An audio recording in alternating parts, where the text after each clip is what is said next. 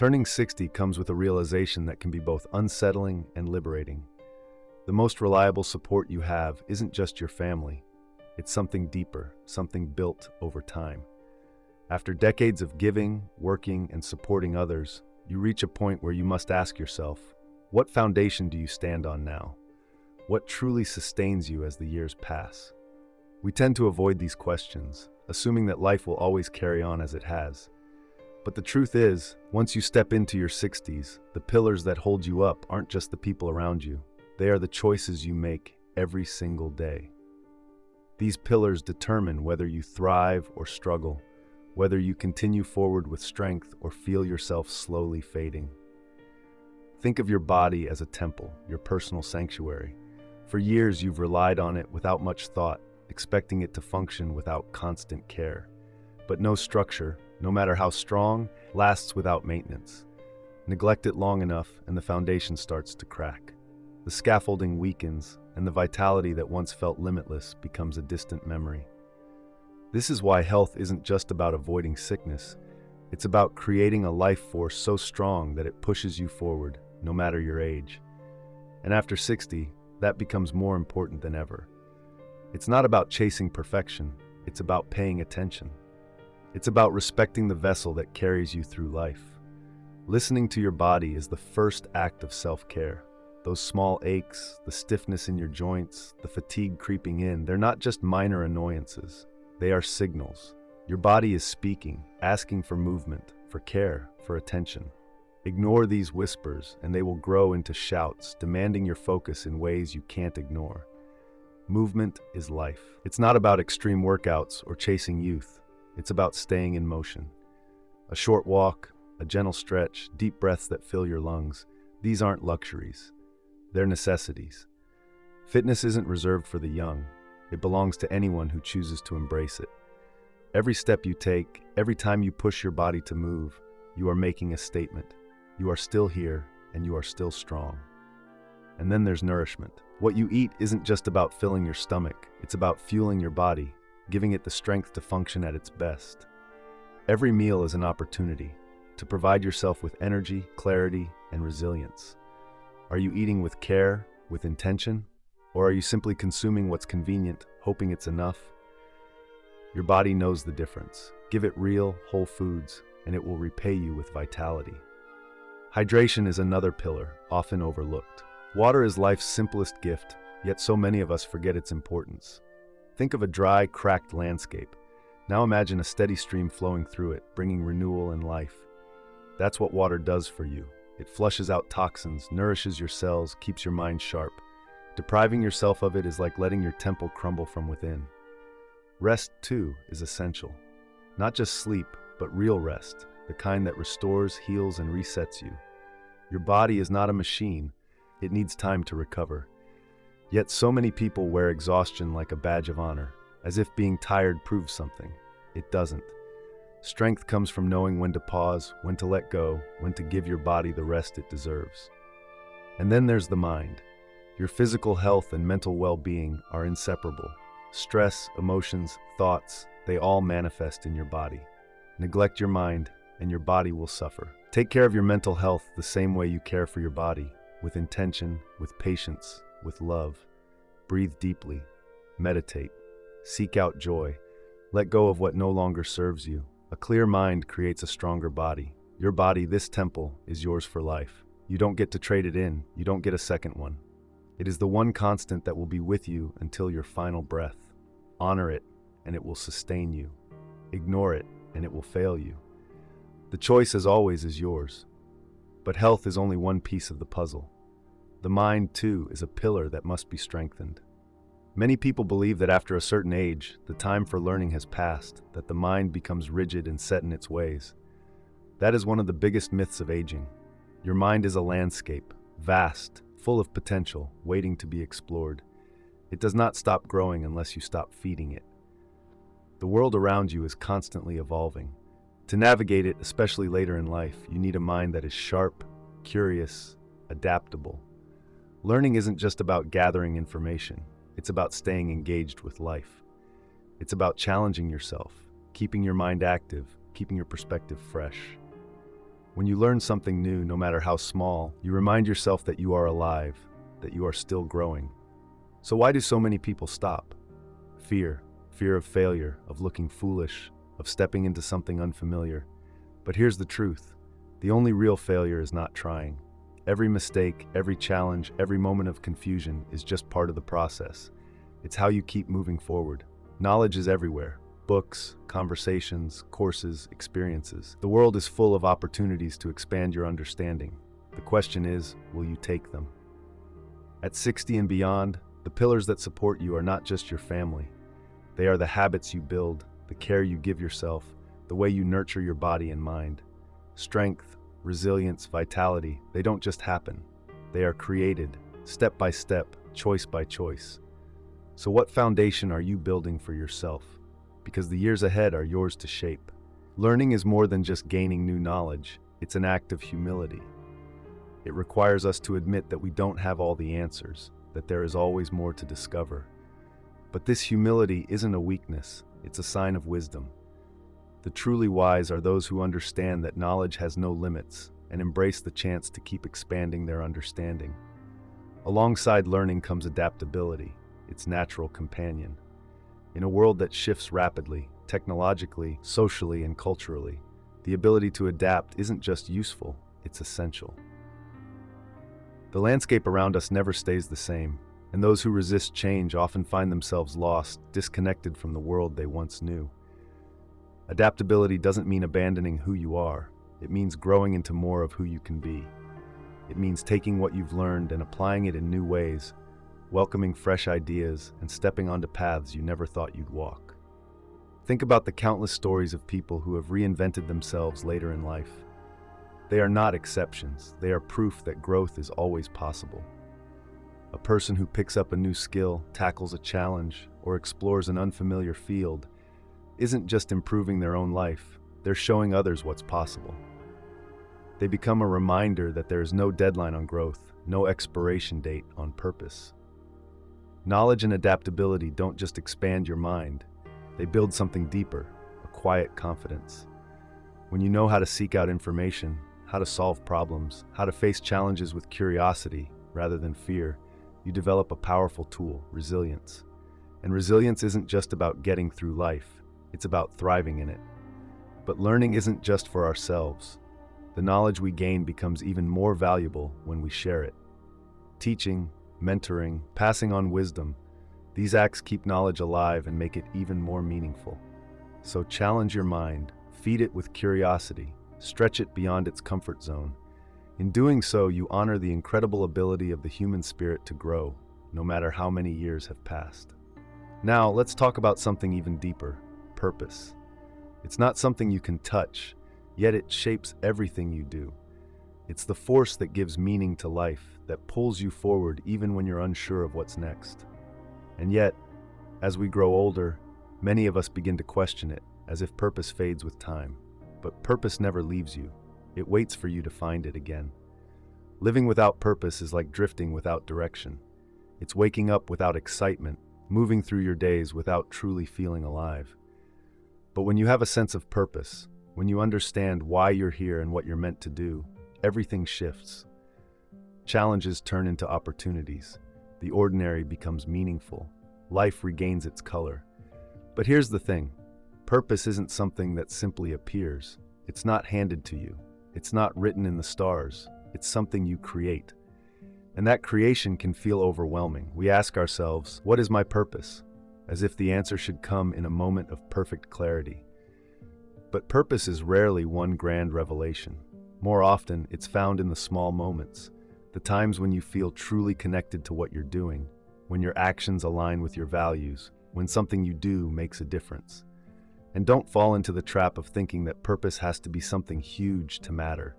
It doesn't require fame, wealth, or extraordinary talent. It can be as simple as tending a garden, mentoring a young person, creating something beautiful, or sharing a story. It can be found in kindness, in the relationships you nurture, in the passion you bring to your work or hobbies. Purpose isn't about how the world sees you, it's about how you see yourself and what you choose to give. For those who feel they've lost their purpose, know this. it is never too late to find it again. Life isn't a straight road. It's full of twists, turns, peaks, and valleys. What gave you purpose at 30 might not be what gives you purpose at 60, and that's not a loss, it's a transformation. Just as the seasons change, so too does what matters to us. This change isn't something to fear, it's an invitation to grow, to explore, to redefine what fulfillment looks like. That doesn't mean the journey of purpose is always easy. There will be days when you doubt yourself, when you wonder if what you're doing really matters. But purpose isn't about being perfect. It's not about reaching some impossible standard. It's about caring, about showing up, about staying engaged in life. Purpose is found in the doing, in the effort itself, not just in the final result. And here's the most powerful thing about purpose: it sustains us. When life gets difficult, when obstacles appear, when uncertainty weighs us down, purpose gives us strength. It reminds us why we started, why we keep going, why we don't give up.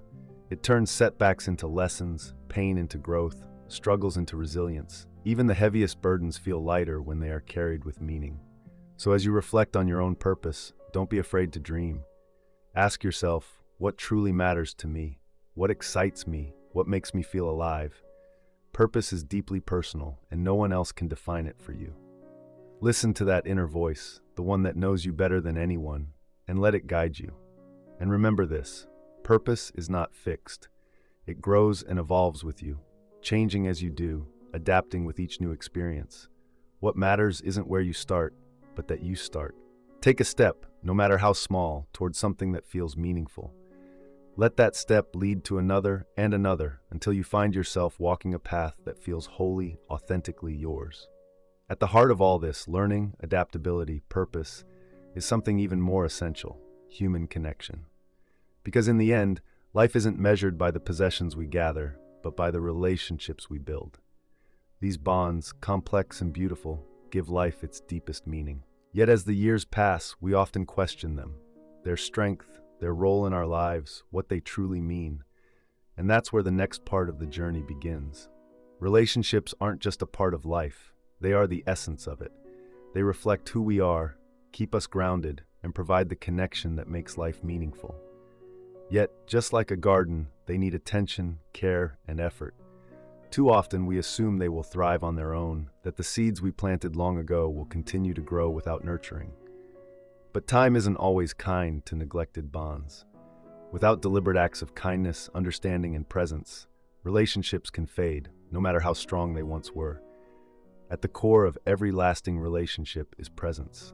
And not just physical presence, but the kind that says, I see you, I hear you, you matter. In a world full of distractions, where time seems to slip away, this kind of presence is rare, but it is also one of the greatest gifts we can give. It means setting aside the noise, focusing fully on the person in front of us, and creating space for real connection. When we do this, we remind both ourselves and those we love that they are valued. But presence alone isn't enough. Communication is the lifeblood of any relationship, and it's not just about speaking, it's about listening. True listening requires stepping into another person's world, hearing not only their words but the emotions, hopes, and fears behind them. It takes humility, empathy, and love.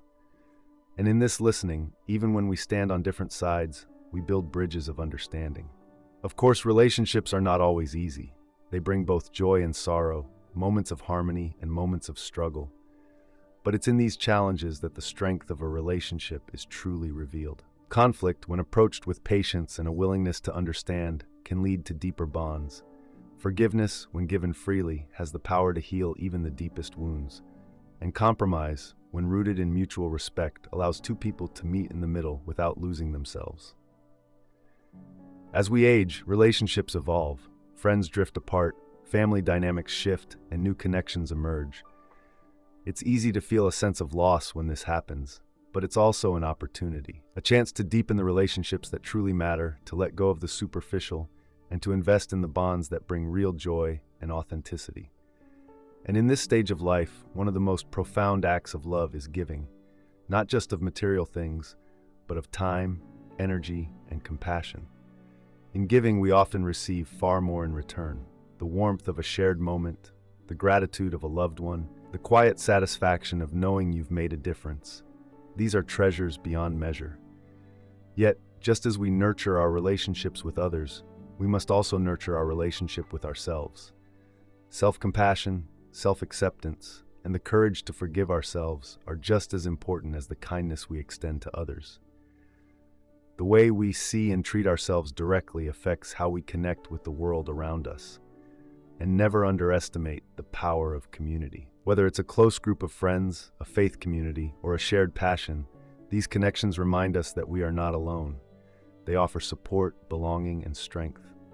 Relationships in all their forms are the threads that weave our lives together. They are not static. They grow and change as we do. And when we invest in them, they reward us in ways that words can barely express. But relationships are only part of the picture. The body, the vessel through which we experience the world, must also be cared for. It is the bridge between our inner selves and the physical reality around us. And as we age, it begins to show signs of wear. Aches, stiffness, a slowing of movements. These are not signs of defeat.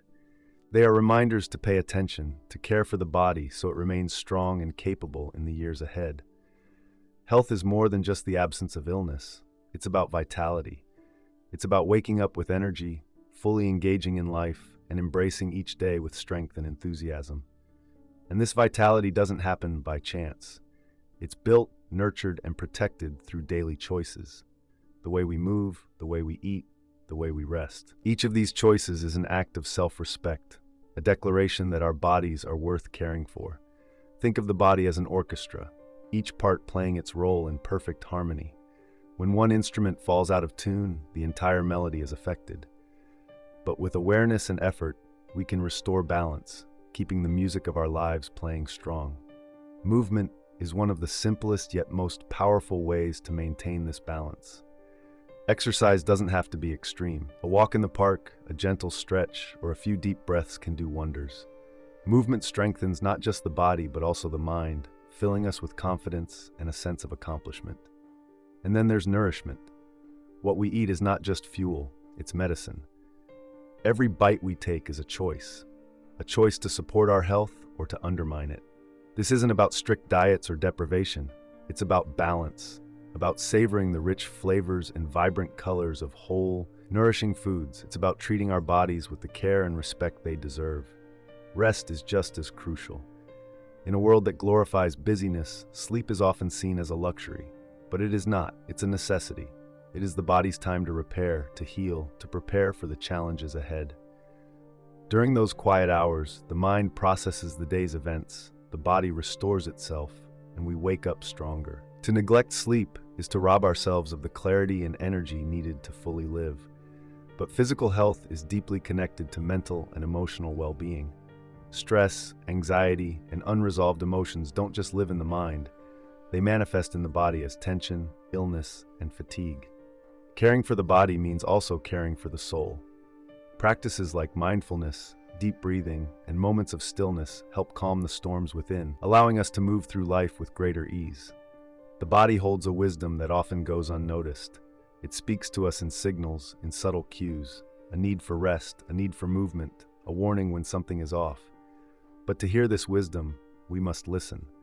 We must slow down, tune in, and trust that the body knows what it needs. Taking care of ourselves is not about vanity, nor is it about chasing youth. It's about honoring the life we have been given. It's about ensuring that we can continue doing the things we love, spending time with the people we cherish, and making a meaningful impact in the world. Our bodies are not separate from who we are. They are an essential part of our being. And just as we care for our relationships, we must care for the vessel that carries us through life. Because in the end, health, connection, and purpose are what make a life truly rich. In the later stages of life, physical health isn't just important, it's transformative. It gives us the freedom to move, to explore, to stay engaged with the world. It allows us to wake up each day with strength, resilience, and a sense of possibility. More than anything, it is an act of self-care, a gift we give not only to ourselves but to those who care about us. But health alone is not enough. Within each of us lies something even more valuable, a lifetime of wisdom. This wisdom isn't just knowledge gathered from books, experiences, or conversations. It is the essence of who we are. It is shaped by both triumphs and struggles, deepened with time and refined through reflection. And as we grow older, this wisdom does not diminish. It becomes richer, more meaningful, and more powerful, not just for ourselves, but for those around us. Sharing wisdom is not an act of self-promotion or ego. It is an act of generosity. It is the understanding that our experiences, our failures, our lessons, our insights hold value beyond our own lives. In a world searching for meaning and direction, the wisdom you have gained might be exactly what someone else needs. It could help them find clarity, strength, or purpose. Your story, your truth, your journey, it all matters more than you may realize. Yet too often, we underestimate the value of our own experiences. We convince ourselves that our lives have been ordinary, that our struggles are unremarkable. We compare ourselves to others, measuring our achievements against arbitrary standards, and in doing so, we overlook the depth of what we have learned. But every challenge you have faced, every success you have earned, every mistake you have made, they all form a story that only you can tell. And that story is worth telling. When you share your wisdom, you do more than pass on knowledge. You create connection. You say to another person, I see you. I understand. I have been where you are. In that moment of shared experience, something remarkable happens. Barriers fall, hearts open, a bridge is built between two souls. This connection is what reminds us that we are not alone, that we are part of a larger human story, woven together by the same joys and struggles. But sharing wisdom is not about lecturing or giving instructions. It is about storytelling. It is about sharing life in a way that resonates, that captures both the beauty and the complexity of being human. Stories have the power to inspire, to challenge, to move us in ways that facts and figures never could. They linger in our minds, shape our choices, and remind us of what truly matters.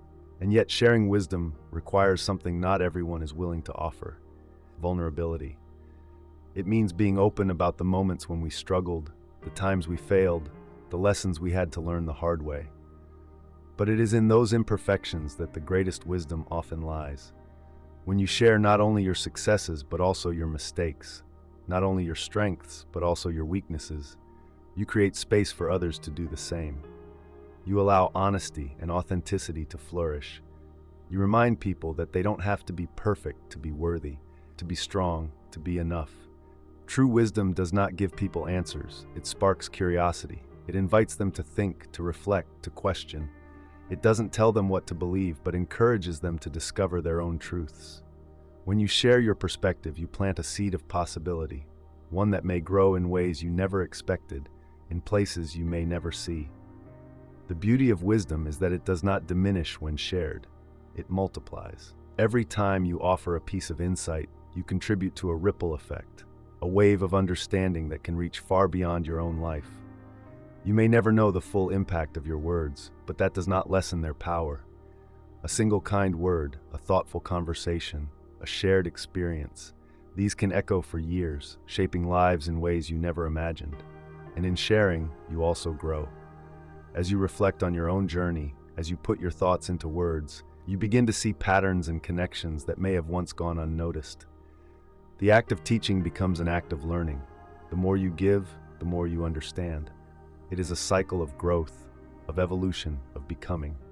Ultimately, sharing wisdom is about legacy. It is how we leave something behind, how we ensure that the lessons we have learned do not fade, but continue to light the way for others.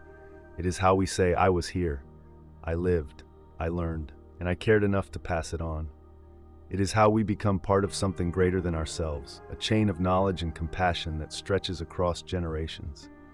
As you move forward, remember this: life's most reliable support comes not from external sources, but from within.